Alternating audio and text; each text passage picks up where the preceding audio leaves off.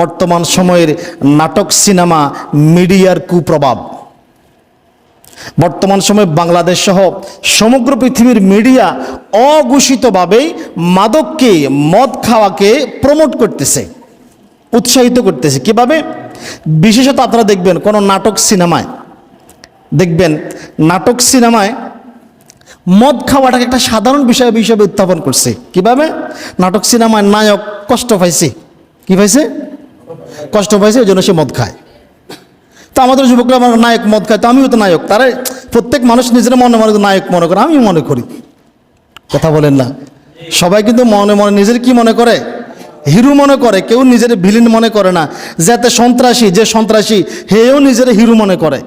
তো এ মনে করে নায়ক মানেই তো একটু মদ খাইতে হয়, স্বাভাবিক করে তুলছে।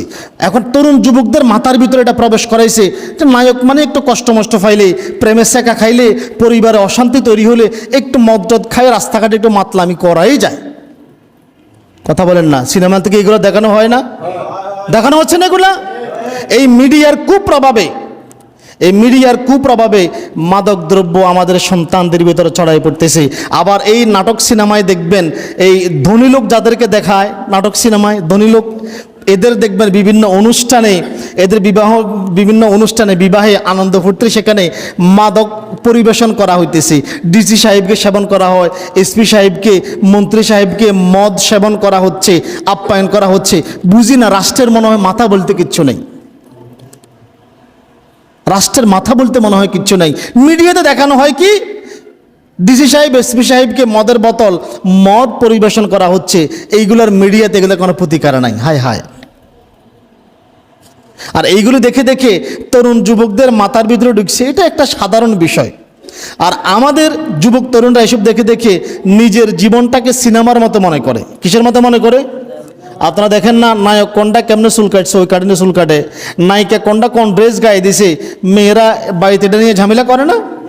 কারণ সে সিনেমার সাথে নিজেকে মিলাতে চায়। মানুষ যা দেখে, যা শিখে, তার নিজের জীবনে বাস্তবায়ন করার চেষ্টা করে। যার ফলে এইসব যুবক তরুণরা তাদের জীবনের লক্ষ্য উদ্দেশ্য হারিয়ে ফেলে। কষ্টকে জয় করতে হবে, একবার পড়ে গেলে বারবার উঠে দাঁড়াতে হবে, চেষ্টা করতে হবে, জীবনটাই সংগ্রাম। এইসব কথাগুলি আমাদের যুবকদের মাথা থেকে একদম কি হয়ে গেছে? ভুলে গেছে। আর ধনীরা, এই ধনীর আদরেরা এই সমস্ত অলস সম্পদ রেখে যাওয়ার ফলাফলে একটা সময় মাদকসেবী হইতে হইতে এই ধনী ছেলেগুলি মানুষকে সহযোগিতা করতে হয়, সাহায্য করতে হয়, এটাও ভুলে গেছে। এই রাত্রিবেলা সারা রাত্রে পার্টি করে, ক্লাবে যায়, এই জিনিস ওই জিনিস উল্টা পাল্টা জিনিস খায়, এদিক সেদিক ঘুরে বেড়ায়, শূকর এবং কুকুরের মতো চতুষ্পদ প্রাণীর মতো পড়ে থাকে, যাদের জীবনের কোনো লক্ষ্য উদ্দেশ্য নেই। আজকে দেখেন আমাদের প্রায়, আপনি যদি এখন অনুসন্ধান করেন, এই মসজিদে যদি এখন জরিপ করি, এই মসজিদে এখন বসাই, তাহলে আমাদের এই সামনে যে যুবকগুলি আছে তাদের 80% যুবকের কোনো লক্ষ্য উদ্দেশ্য নাই, জীবনের কোনো লক্ষ্য উদ্দেশ্য নাই। স্বপ্নহীন কোনো মানুষ বসবাস করতে পারে না। প্রত্যেক মানুষকে কোনো না কোনো স্বপ্ন নিয়ে বসবাস করতে হবে। এই যুবকদের কোনো লক্ষ্য উদ্দেশ্য নাই, কোনো লক্ষ্য উদ্দেশ্য নাই। জিজ্ঞাসা করেন তাহলে তোমার জীবনের লক্ষ্য উদ্দেশ্য কি, বলতে পারবে না। সে কি হতে চায়, কি করতে চায় সেইটাও বোঝে না। মানে কি যে বোঝে না সেটাই বোঝে না। কথা কি বুঝে আসছে? কি যে বোঝে না সে সেটাই বোঝে না। হায় হায়। হযরতে আব্দুল্লাহ ইবনে আব্বাস রাদিয়াল্লাহু তাআলা আনহু বলেন, নবী সাল্লাল্লাহু আলাইহি ওয়াসাল্লাম বলেছেন, অবশ্যই আমার উম্মতের কিছু সম্প্রদায় রাত্রি অতিবাহিত করবে বিভিন্ন ধরনের মাদকদ্রব্য, খাদ্য পানীয়তে, ভোগ বিলাসে এবং বিভিন্ন ধরনের আমোদ প্রমোদে। এমন অবস্থা তাদের সকাল হবে শূকর এবং বানরের মতো। কিসের মতো? শূকর এবং বানরের মতো।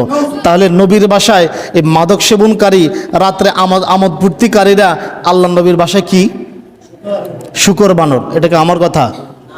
আমার কথা? আমি তো গালি দিই আপনাকে। নবী সাল্লাল্লাহু আলাইহি সাল্লাম বলেছেন। বর্তমানে আবার প্রায় রাষ্ট্রীয় আন্তর্জাতিক সমস্যার পিছনেও দেখবেন এই মিডিয়ায় দায়ী। একটা ঘটনা ঘটে নাই, যা ঘটছে তার চেয়ে 3 গুণ বানায় বেশি বলে ফেলে, হয় না? মিডিয়ার বিরুদ্ধে বললে তো আবার সমস্যা, আপনার পিছনে লেগে বসবে, আপনার পিছনে লেগে বসবে। অধিকাংশ সাংবাদিকের অবস্থা আপনারা জানেন না, ভিতরে কত কি হচ্ছে। আল্লাহ তাদেরকে হেদায়েত দান করুক, সকলে বলি আমিন। এইবারে আসেন, এবারে একটু ওয়াজ করবো নিজের বিরুদ্ধে। কার বিরুদ্ধে? আমার বিরুদ্ধে ওয়াজ করি এবার একটু, ঠিক আছে না? এতক্ষণ তো আপনাদের ওয়াজ করছে, এবার আমার ওয়াজ করি। মাদকদ্রব্য এভাবে সয়লাভ করার আরও একটি বড় কারণ হচ্ছে আলেম ওলামা ইমাম দায়ীদের দাওয়াতে অবহেলা, দাওয়াতি কার্যক্রমে অবহেলা। বর্তমানে আলেম বলেন, ইমাম বলেন, দায়ীরা তাদের দাওয়াতে যথেষ্ট অবহেলা করতেছে। ইমাম এবং দায়ীরাও মানুষদেরকে যথাযথ বুঝাতে সক্ষম হচ্ছে না। আবার কেউ বুঝাইতে চাইলেও বিভিন্ন কারণে তাদেরকে চাপ প্রয়োগ করে, হুজুর এটা বলিয়েন না, হুজুর আসলে আগে সিঁড়ি ধরায় দেয়, এই সকল বিষয় আলোচনা করিয়েন না। চেপে রাখা হচ্ছে, বাধা দেওয়া হচ্ছে।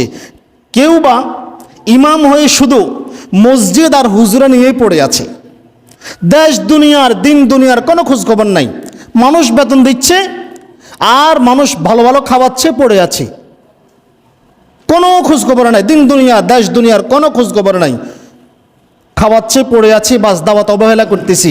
অথচ একজন ইমামকে তার অধীনস্থ প্রত্যেক ব্যক্তি, সমাজ, সংগঠন, অর্থনীতি, রাজনীতি, পরিবার নীতি সকল বিষয়ের খবর নিতে হবে তাকে, এবং কি কার্যকরী কোনো সমস্যা হলে কার্যকরী পদক্ষেপ নিতে হবে ইমামকে। এটা ইমামের দায়িত্ব।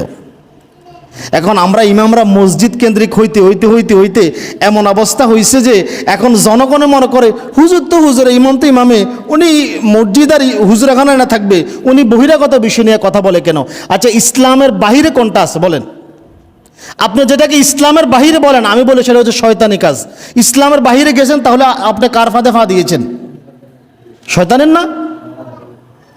ইসলামিক সব কিছুই আপনার পরিবার, সমাজ, ব্যক্তি, রাষ্ট্র সব কিছুই পরিচালিত হতে হবে কি কেন্দ্রিক?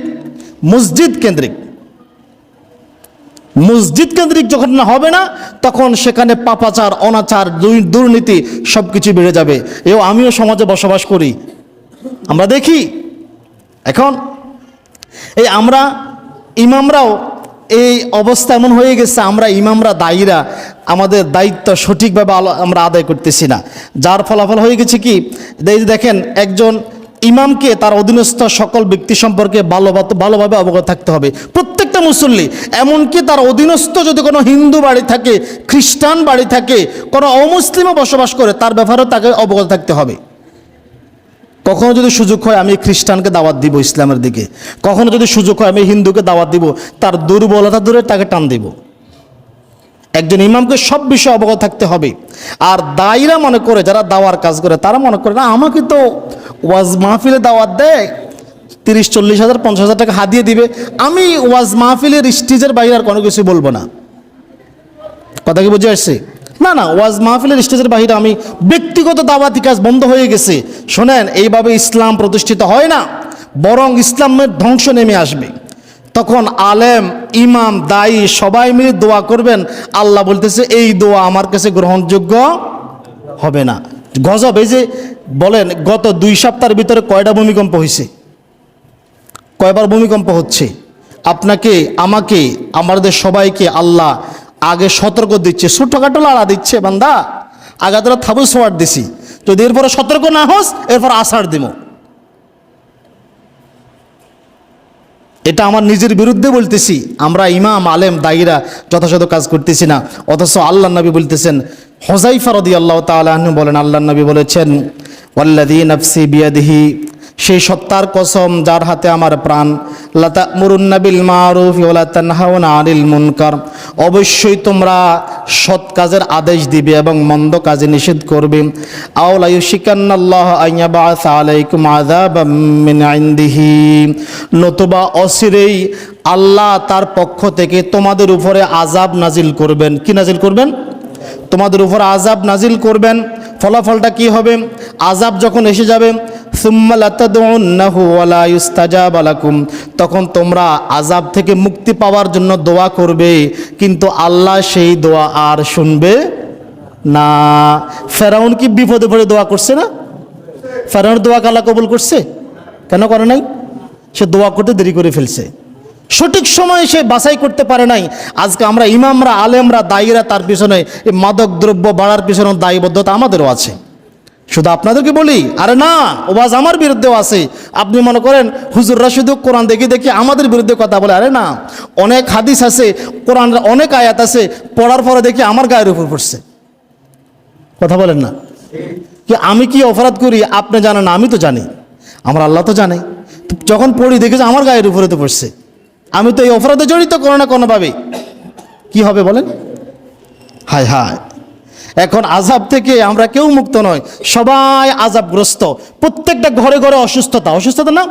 হুজুর আমার ঘরে কেউ অপরাধ করে না, কিন্তু আমি কেন? কারণ আপনি ভালো আছেন, কিন্তু আপনার প্রতিবেশীরা খারাপ করতেছে, আপনি যে